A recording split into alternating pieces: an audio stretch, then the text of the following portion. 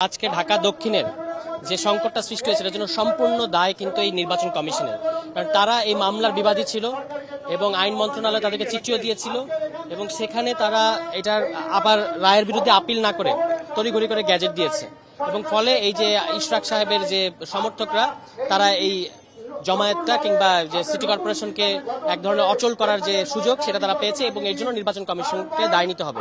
কিন্তু এর বাইরেও অনেকবার আমরা বলেছি, সেই জাতীয় নাগরিক কমিটির পর্যায়েও আমরা বলে এসেছি যে আপনার এই নির্বাচন কমিশন গঠিত হয়েছে 2022 সালের আইনে এবং ওই আইনটা তখন সকল রাজনৈতিক দল এমনকি বিএনপি মহাসচিব মির্জা ফখরুল ইসলাম আলমগীর পরিষ্কারভাবে এই আইনকে বলেছিলেন তখন যে এটা হচ্ছে বাকশালী আইন এবং তখন সকল রাজনৈতিক দল বিরোধিতা করেছিল। বিএনপির 31 দফার মধ্যেও এই আইনটাকে সংশোধন করার কথা বলা আছে।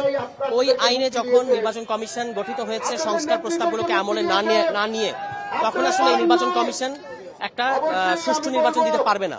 মানে প্রধান উপদেষ্টা বলেছেন যে বাংলাদেশের ইতিহাসে তিনি সবচেয়ে ভালো নির্বাচন দেবেন।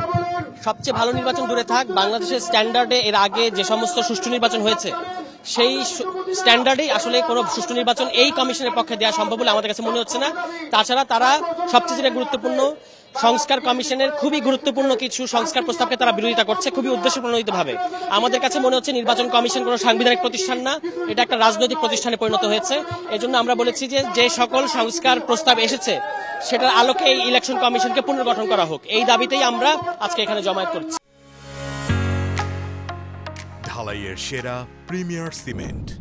তারা যেভাবে মানে সমস্ত নিয়ম কানুনকে বৃদ্ধাঙ্গুলি দেখিয়ে এখানে সিটি কর্পোরেশনটাকে অচল করে রেখেছে এবং পুরো ঢাকা শহরকে তারা আজকে অচল করে রেখেছে। যখন আদালতের এখানে রায় হচ্ছে তখন তারা আদালতের বাইরে যেভাবে একটা মব সৃষ্টি করেছে, মব সৃষ্টি করার মধ্যে ঢাকা অচল করার একটা হুমকি তারা দিচ্ছে। ফলে এই যে ঢাকা অচল করা, শাহবাগ তারা 3 দিন ধরে দখল করে রেখেছে, আপনারা দেখতে পাচ্ছেন। এগুলোর দায় তাদেরকে নিতে হবে।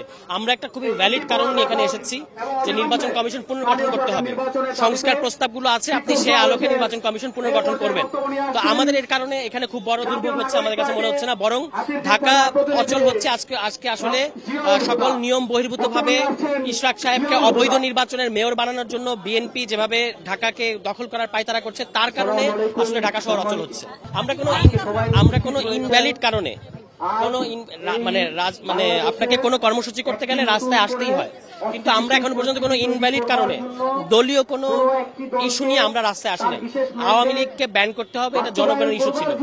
একটা সুষ্ঠু নির্বাচনের জন্য নির্বাচন কমিশনকে পুনর্গঠন করতে হবে, এটা জনগণের ইস্যু। এগুলো কিন্তু আমাদের কোনো দলীয় এজেন্ডা না। মানে নির্বাচন কমিশন যদি পুনর্গঠন করে একটা ভালো নির্বাচন কমিশন আমরা করি, এটা সুবিধা এনসিপি পাবে না, এটা বাংলাদেশের জনগণ পাবে। ফলে আমরা কোনো দলীয় এজেন্ডা নিয়ে নামছি না। আপনি দেখবেন যে ঢাকা শহর যারা অচল করে রেখেছে তারা আসলে অবৈধ নির্বাচনকে বৈধতা দেওয়ার জন্য এখন রাস্তা দখল করে আছে। না, রাস্তায় নেমে ডেমনস্ট্রেশন করা এটা তো একটা গণতান্ত্রিক ব্যাপার, কিন্তু দেখতে হবে কি দাবিতে নামা হচ্ছে সেটা গুরুত্বপূর্ণ। মানে সেই দাবির পেছনে জনগণের স্বার্থ আছে নাকি দলীয় স্বার্থ, এটা দেখতে হবে।